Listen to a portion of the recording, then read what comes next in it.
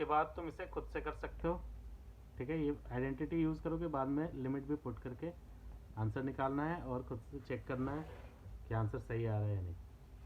ठीक है, कोई प्रॉब्लम होगा तो मैं बता दूंगा।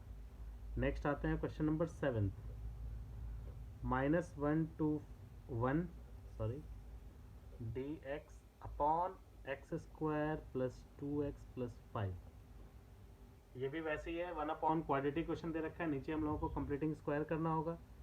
तो -1 to 1 dx upon x square plus 2x, 5 को थोड़ा दूर करके लिखते हैं हम लोग। x के साथ जो भी नंबर है उसको 2 से डिवाइड करेंगे तो ये बनेगा 1, और 1 स्क्वायर हम लोग ऐड करेंगे और 1 स्क्वायर सब्ट्रैक्ट कर लेंगे। ये हो गया हमारा कंप्लीट स्क्वायर, जिसको लिख सकते हैं हम लोग -1 to 1 dx अपॉन, ये हो गया x+1 का होल स्क्वायर। 5 - 1 इज 4, 4 को लिख सकते हैं हम लोग 2 स्क्वायर।